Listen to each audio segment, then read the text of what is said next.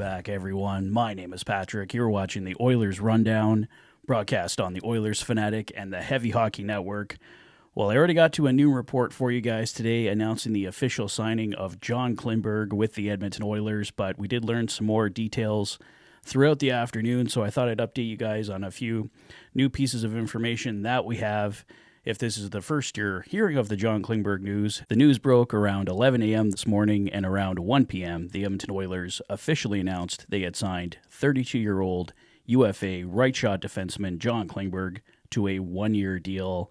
He'll earn $1 million in salary, get a signing bonus of $350,000, so he'll have a cap hit of $1.74 million. His cap hit is higher than the $1.35 million face value due to the signing bonus on a deal starting mid-season. All that information courtesy of Puckpedia. So the Edmonton Oilers get their guy here, at least for the time being. The rumored plan surrounding John Klingberg is to have him in the second pairing with Darnell Nurse, potentially the top four right-shot D the Edmonton Oilers have been looking for. I know there's a lot of resistance and non-belief that John Klingberg can be that player, and I totally understand that. John Klingberg is returning to the NHL after having hip resurfacing surgery that caused him to miss about a year and a half worth of time.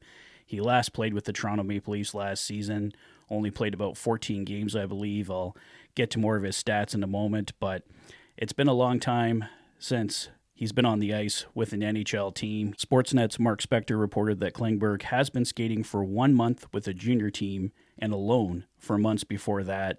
He is ready to practice with the Oilers as of Monday, and on Monday, the Oilers will evaluate his game readiness. So, obviously, not joining the lineup tomorrow against the Vancouver Canucks, but I think everyone thought that was pretty doubtful, and I think even Tuesday against the Washington Capitals is probably a bit of a long shot. He may start later in the week, but as Mark Spector notes, the Oilers will evaluate John Klingberg's readiness on Monday, so we should have more news from head coach Chris Knobloch after practice at that time. Oilers insider Bob Stauffer stating the Oilers added a skilled, veteran, right-shot puck mover without giving up any assets. John Klingberg had options. He chose Edmonton. TSN's Darren Drager adding, Klingberg has a chip on his shoulder. He's eager to prove he's healthy.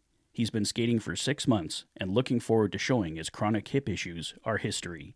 No assets required, and the ability to add a right-shot puck mover for salary/signing bonus is a worthwhile gamble for the Oilers. Sportsnet's Mark Spector also adding, Mattias Ekholm paired with John Klingberg at one World Championship. He's played on Team Sweden's D-Corps with him at two others. Edmonton GM Stan Bowman leaned more on Mattias Janmark for character reference, though, as the two were teammates for 4 seasons in Dallas. So as I mentioned in my earlier video, John Klingberg has definitely been on a downturn over the past few seasons. He spent last year with the Toronto Maple Leafs, as I said, appearing in 14 games, 5 assists, 5 points. He was a -7. Split the year before that between the Anaheim Ducks and Minnesota Wild, a -28 with Anaheim, a +3 with Minnesota, 24 points with Anaheim, 9 with Minnesota, and then, of course, 8 years before that with the Dallas Stars, which was the prime of John Klingberg's career. At the end of that 8th year, the Dallas Stars tried to offer John Klingberg a big package, but John Klingberg turned it down, decided to test the free agent market instead, ended up in Anaheim, and it's been downhill since then. So John Klingberg looking to make a big comeback here with the Edmonton Oilers. He's going to get a fantastic opportunity, eventually playing with Darnell Nurse. Heavy Hockey's Ryan Lotsberg has an article up on the Heavy Hockey website right now talking about the John Klingberg acquisition and some of the after effects from it. I've linked to the article for you guys below, so please check it out. Ryan Lotsberg does an excellent job of breaking everything down, and Ryan also very interestingly notes the Edmonton Oilers will be in LTIR with all these moves, and it's going to take 3 potential moves for the Oilers to get out of LTIR. I'm going to share this one excerpt from the article where Ryan breaks down how the Edmonton Oilers cap situation is looking. It's very interesting. Remember that Stan Bowman's plan entering the season was to accrue cap space by not using Evander Kane's LTIR pool. Well, he just used some of it to sign John Klingberg. The Oilers would have to waive Derek Ryan, send him down, and play with a 21-man roster on top of sending down Josh Brown and Noah Philp to be able to accrue any more cap space before the trade deadline. That would only allow them to accrue pennies in cap space between now and then. It would really be of no benefit to play with a lean roster to accrue cap space at this point. I've thought that Evander Kane was going to miss the entire regular season all along. Kane's knee surgery made me even more sure of that. I think that the Klingberg signing makes that outcome all but certain. Like I said, some great notes from Ryan there, guys. Make sure to check out the full article at the link below. And yeah, it's not looking like Evander Kane is going to be back in the regular season here for the Edmonton Oilers, but we wait and see for official confirmation. We should know more about Evander Kane in a few weeks' time. So I think that's everything on John Klingberg. I did want to cover a couple more topics. It's looking like Viktor Arvidsson could be potentially hurt for the Edmonton Oilers. They didn't make any announcements today or anything like that, but Bruce Kurlock on X made a great note here. Near as I can figure, this is Arvidsson's last shift.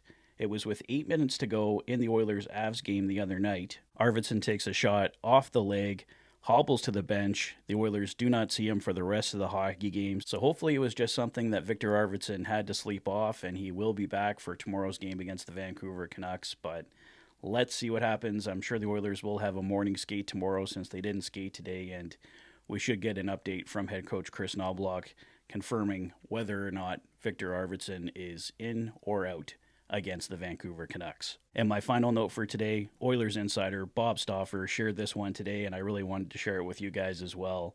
Vasily Podkolzin has been a solid addition for the Edmonton Oilers. He retrieves pucks on the forecheck and has a strong work back to the puck defensively. 6 goals, 12 assists, 18 points, plus 12 in 45 games played. His team-leading 90 hits accounts for 16.6% of Edmonton's hits this season. And this is a team that doesn't hit a lot, so Viktor Arvidsson, so valuable to this team in so many ways. Well, I think that's all I have for now, guys. 32-year-old right-shot defenseman John Klingberg, coming off hip surgery, joining the Edmonton Oilers today on a 1-year prorated deal.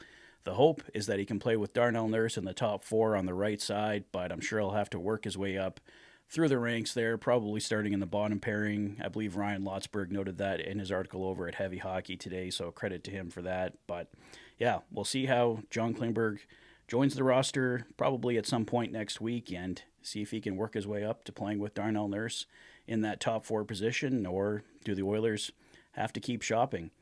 Let me know your thoughts on John Klingberg signing. Do you think Viktor Arvidsson's okay? What do you think? Can the Edmonton Oilers go for win number 5 tomorrow night against the Vancouver Canucks? Let me know your thoughts on everything in the comment section below. If this is your first visit to the channel and you like what you see, please consider liking and subscribing for all the latest Oilers content.